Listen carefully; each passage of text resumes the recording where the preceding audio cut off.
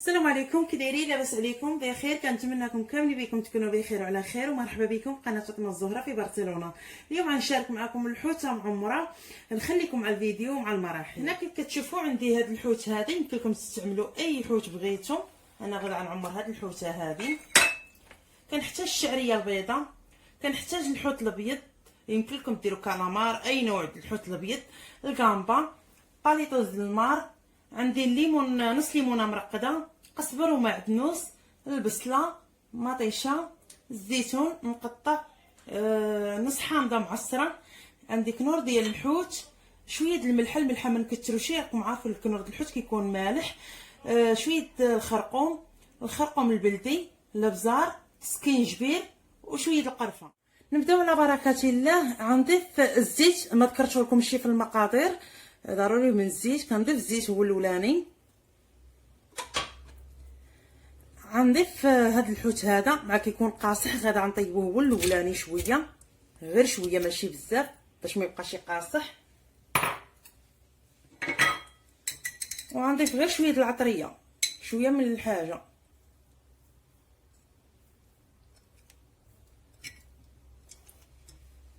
وشويه الملحه. بالنسبه للملحه ما تكثروش، الا درتو الكنور ديال الحوت راكم عارفين الكنور ديال الحوت كيكون مالح شويه. غادي غنشحرهم مزيان. فاش كيتشحر الحوت كنضيف له البصله،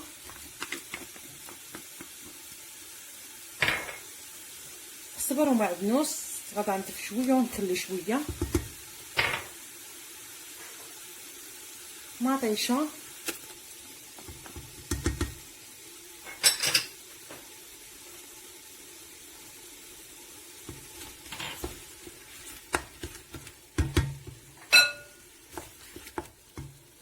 ونص حامض مرقد.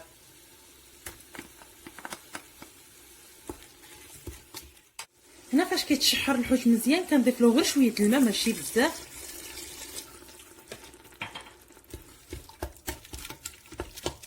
صافي هذا هو القياس ديال الماء اللي غادي نضيف باش ما يبقى لياش الحوت قاصح. ودابا ندوزو نضيفو العناصر اللي باقيين. نضيفو العطريه اللي عندي اللي خليت من قبل،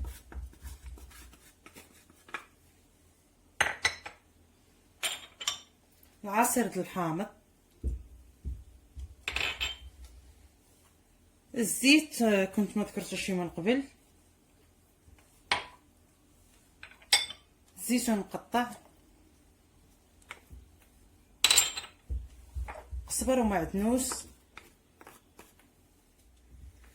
كنخلطو هاد الشرميده مزيان، باليطوز المار،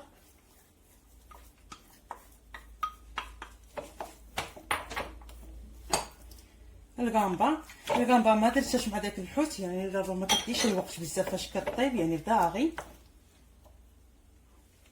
والحوت اللي طيبنا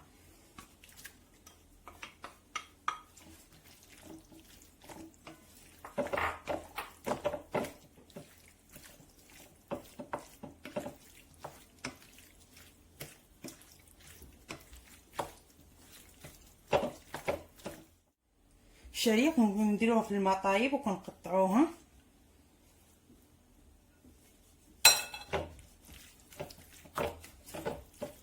بغيتو الشعريه تجي غلابه على الحوت كتكسروا، بغيتو الحوت يجي غلاب على الشعريه كتقلوا من الشعريه.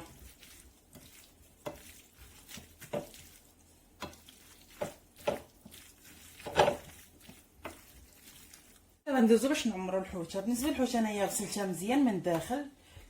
فاش كنبغي نفتحها كنشبر البالو وكنبدا كنفتحها على الطريقه.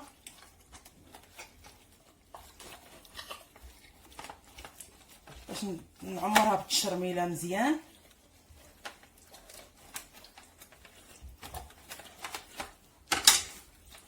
صافي دابا ناخذ نعمرها بالتشرميله.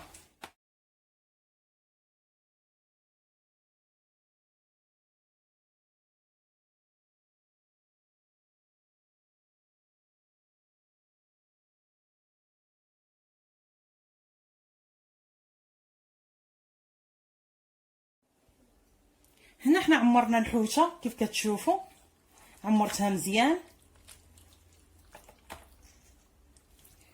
صافي. كنجيب بنفس العطريه اللي درنا في الاول، كنخلطها بشويه الزيت، زيت العود، وكنبدا كندهن الحوته على هذا الشكل.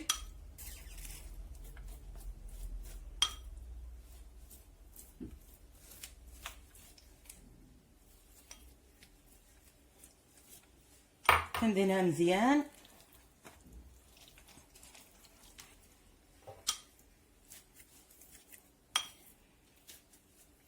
من بعد ما كندهنوا الحوته بالعطريه اللي درنا لها، كنجيبوا القومه على هذا الشكل اللي كنستعملوا للدجاج، وكنجمع الحوته بيكما باش هذيك الحشوه ما تخرج لناش على هذا الشكل.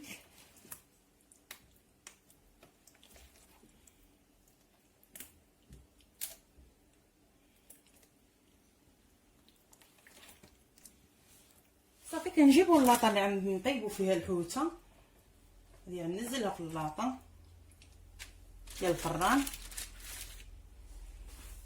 وكنغطيها بالبابيل دو الفرن. من احسن تستعملوا البابيل دو الفرن، باش درتو بالبابيل الومنيوم غادي تعطلصق لكم الحوته وغتحرق. انا هذه هي الطريقه اللي كنطيب بها الحوت، غادي غنطيبو على شكل البخار.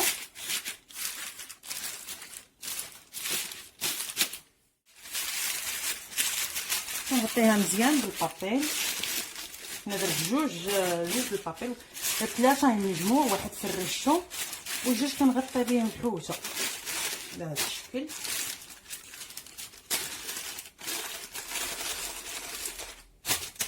وكنجيب البابيل الومنيوم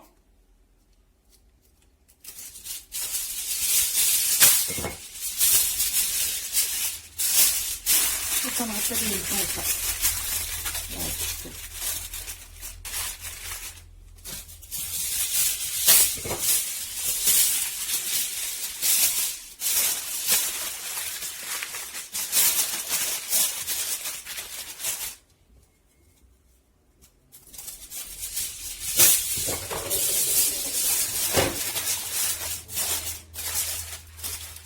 ندخل الحوته طيب. بالنسبه لحراره الفران كنديرو ب 200 درجه، فاش كيسخن الفران كنهبط الحراره كنديرو في 150، وكنخلي الحوته كطيب على خاطرها كتجي طايبه على شكل البخار.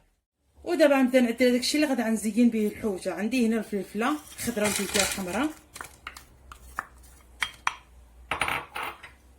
البصله مقطعه رقيقه، قزبر ومعدنوس، شويه الملحه، الابزار وزيت العود.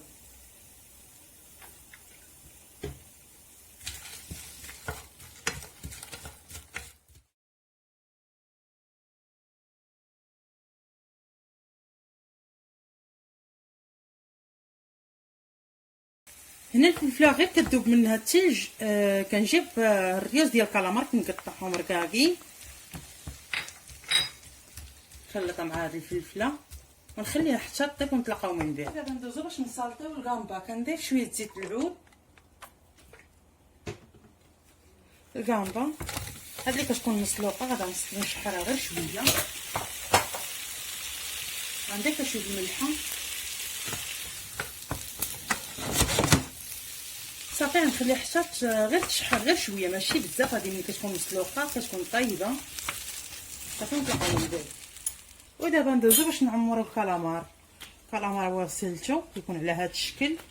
هذه الخضره اللي كنت طيبت معاكم، زدتها غير الزيتون صافي. كنبدا كنعمر في الكالامار على هذا الشكل. ولا تعمروه بالحوت لكم اختيار، انا درت غير الراس ديال الكالامار وشويه الخضره، شويه الزيتون، حتى بالكامبا كيجي زوين صافي. وكنجيب هذا العود هذا وكنسد الكالامار باش العماره ما تخرج لناش بهذا الشكل. غنستمر بنفس الطريقه حتى نسالي الكالامار كامل ونتلاقاو من بعد.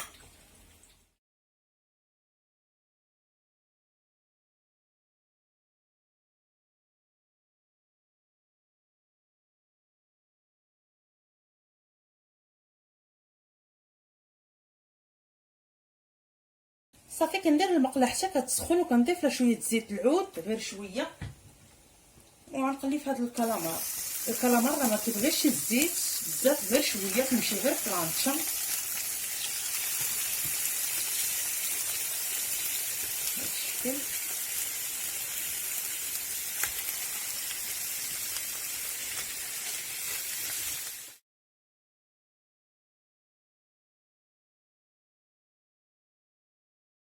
الحوت هي طابت، انا درتها في البنديخه كتجي على شكل البخار. غنحيد لها الكومه وغندوز دابا باش نزينها. بالنسبه للتزيين غنحتاجو الكامبا، هادي كروكيطاج ديال الحوت، البريوات ديال الحوت، الطاليطوز المار. هاد البيض الصغير سلقته وقطعت طوماطي تشيري على هاد الشكل عدلتهم. الكالامار اللي قلينا بلانشا، وهاد الكالامار اللي كيكون داير.